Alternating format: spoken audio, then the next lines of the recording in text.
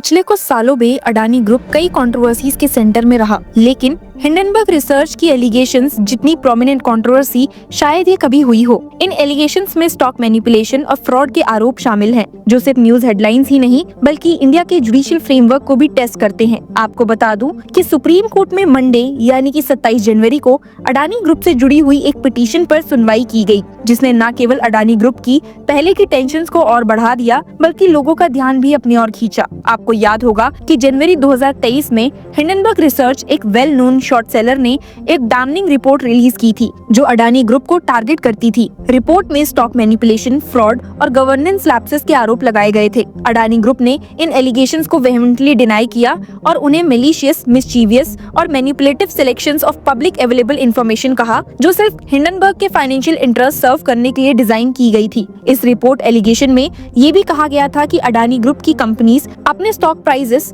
Artificially inflate करती थी loans और इन्वेस्टमेंट सिक्योर करने के लिए, जो इन्वेस्टर्स को मिसलीड करता था। हिंडनबर्ग ने क्लेम किया था कि ये a brazen stock manipulation and accounting fraud scheme over decades का हिस्सा था। इन फाइंडिंग्स की वजह से इन्वेस्टर कॉन्फिडेंस गिर गया और अडानी ग्रुप की कंपनीज की मार्केट वैल्यू सिग्निफिकेंट तरीके से गिर गई। जब पब्लिक और पॉलिटिकल प्रेशर बढ़ने लगा, तब सुप्रीम कोर्ट में कई पिटीशंस फाइल की गई जो एलिगेशंस की इन्वेस्टिगेशन की मांग करती थी। इन पिटीशंस में से सबसे प्रोमिनेंट थी एक स्पेशल इन्वेस्टिगेशन टीम बनाने की प्ली जो एलिगेशंस को इन्वेस्टिगेट कर सके। लेकिन सुप्रीम कोर्ट ने इस साल की शुरुआत में ही अपनी रूलिंग में इन पिटीशंस को डिसमिस कर दिया था, ये कहकर कि एक्स्ट्राऑर्डिनरी स्टेप लेने के लिए कंक्रीट एविडेंस की जरूरत है। कोर्ट का कहना था, reports prepared by third party organisations such as organised crime and corruption reporting project and Hindenburg research can not be regarded as conclusive proof. Reliance placed on such reports does not inspire confidence to question SEBI's investigation. पर Monday को एक और ऐसी ही application supreme court के सामने आई, जिसमें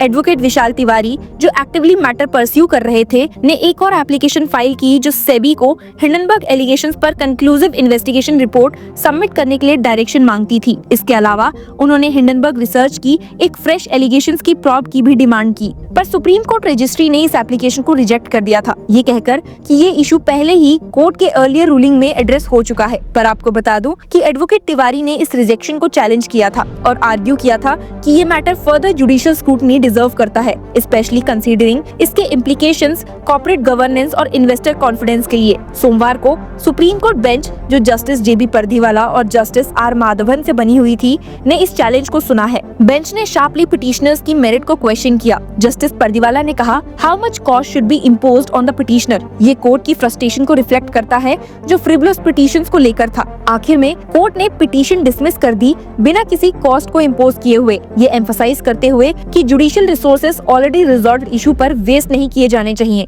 वैसे तो इंडिया में सुप्रीम कोर्ट ने एक आखिरी एप्लीकेशन को भी रिजेक्ट कर दिया है, जो अडानी ग्रुप के अगेंस्ट लगाए गए चार्जेस पे इन्वेस्टिगेशन की मांग करती थी। लेकिन इस सागा को एक नया ट्विस्ट तब मिला जब हिंडनबर्ग रिसर्च ने रिसेंटली अपने ऑपरेशंस बंद करने की अनाउंसमेंट की। ये डेवलपमेंट स्पेकुलेशंस को जन्म देता है कि इस अब्रप्ट मूव के पीछे रीजंस क्या हैं।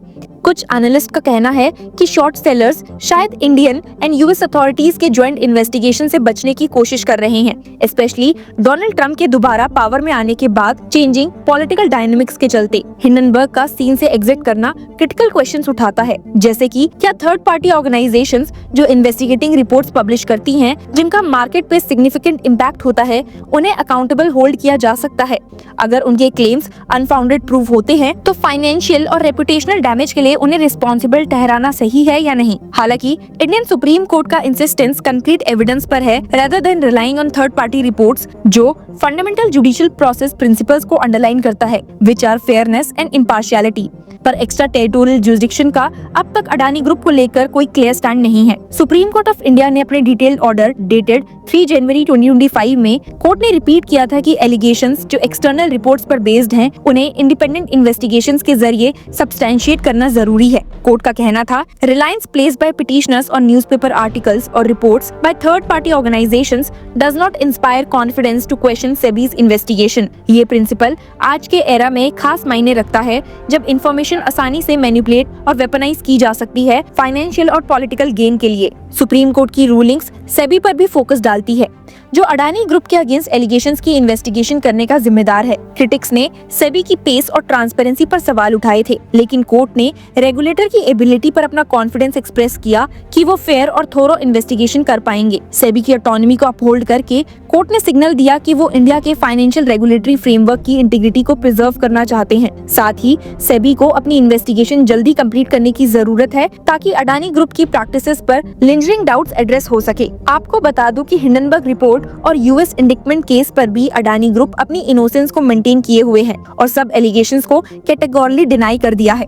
हिंडनबर्ग रिपोर्ट के रिस्पांस में अडानी ग्रुप ने इन क्लेम्स को एक predetermined conclusion for personal profiteering with wanton disregard for facts and the law कहा था। Prominent Indian American attorney Ravi Batra ने पॉइंट आउट किया है कि डोनाल्ड ट्रंप के पावर में वापस आने से केस के लीगल डायनामिक्स पर सिग्निफिकेंट इम्पैक्ट हो सकता है। बत्रा कहते हैं, cases like Adani raises questions about the extraterritorial application for US laws, given that the accused do not reside in the US. उन्होंने आर्ग्यू किया कि ट्रम्प की लीगल फिलॉसफी जो लॉफेयर यानी कि सिलेक्टिवली लीगल सिस्टम्स का यूज करने के अगेंस्ट हैं, अडानी ग्रुप के चार्जेस को रिकंसिडर कर सकती है। बत्रा कहते हैं, if the charges are politically motivated or legally insufficient, Trump's justice department could withdraw the case. Supreme court of India की रूलिंग्स इस केस में एविडेंस बेस्ड इन्वेस्टिगेशन की इंपॉर्टेंस को अंडरलाइन करती है और रेगुलेटरी और जुडिशियल इंस्टीट्यूशंस को एक्सटर्नल प्रेशर से प्रोटेक्ट करने की भी जरूरत को हाईलाइट करती है। साथ ही ये कॉम्प्लेक्स लीगल और जियोपॉलिटिकल लैंडस्केप्स को नेविगेट करने के चैलेंजेस को दिखाती है। एडवोकेट विशाल तिवारी की पिटीशन को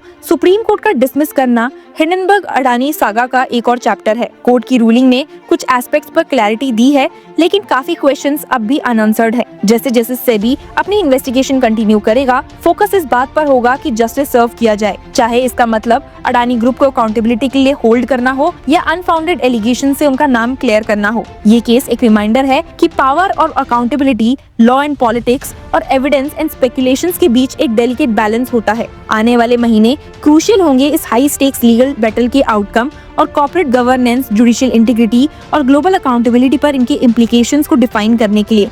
सो let's wait for the next development in the case.